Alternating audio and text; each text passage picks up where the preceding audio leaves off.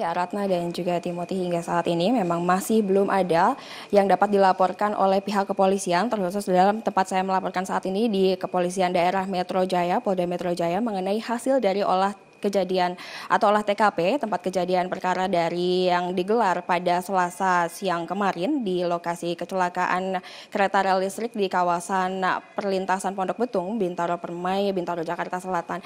Namun memang kepolisian saat itu tengah menggelar olah TKP yang berkaitan dengan jarak pandang dari kendaraan, termasuk itu adalah truk tangki pengangkut bahan bakar minyak jenis premium dengan perlintasan kereta. Selain itu juga titik benturan dan juga apakah kepolisian masih mendalami apakah pada saat itu kendaraan sempat mengerem kendaraannya atau tidak. Kemudian mengenai situasi di lokasi kecelakaan sesaat sebelum kecelakaan terjadi, apakah memang terjadi kemacetan ataukah tidak.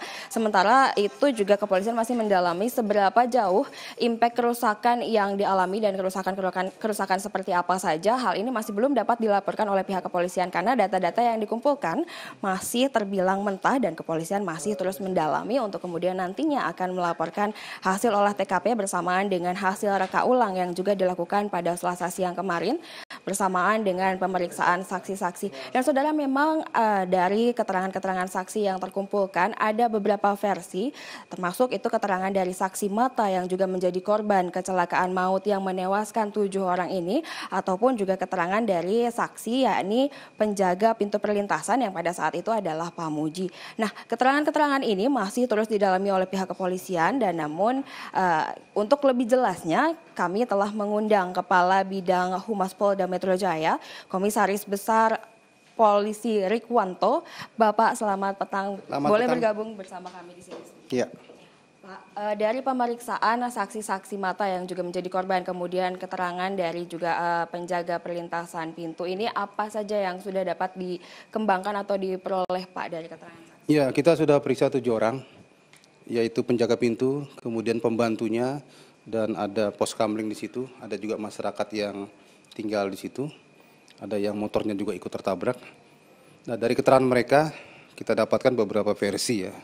Ada yang bilang palangnya itu tidak tertutup, ada yang bilang terdengar suara sirine, ada yang bilang tidak. Ya, namun ini semua kita kompilasi dan kita akan menambah lagi saksi-saksi di lapangan. Semakin banyak saksi semakin jelas apa yang terjadi. Kemudian kita juga akan memeriksa peralatan yang ada di situ. Ya.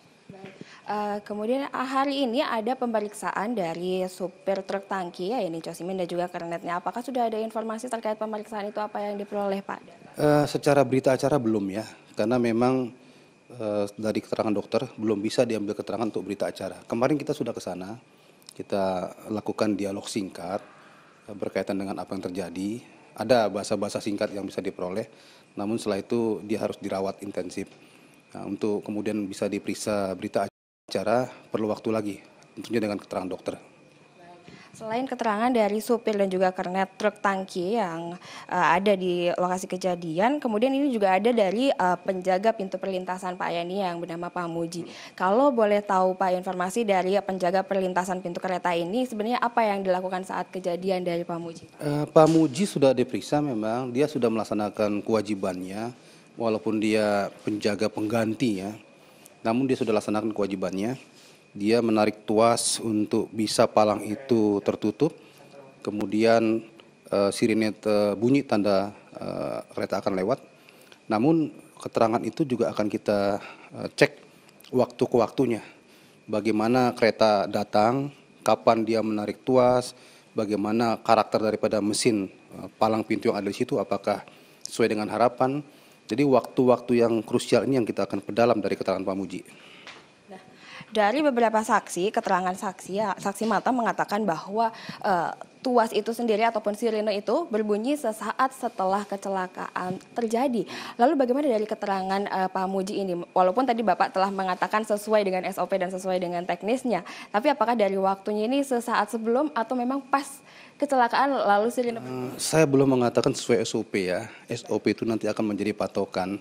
Namun kita akan melihat timeline, jadi kapan kereta diinformasikan akan lewat, kapan Pak Muji menarik tuas ya sebagai tanda akan lewat kereta dan palang pintu tertutup.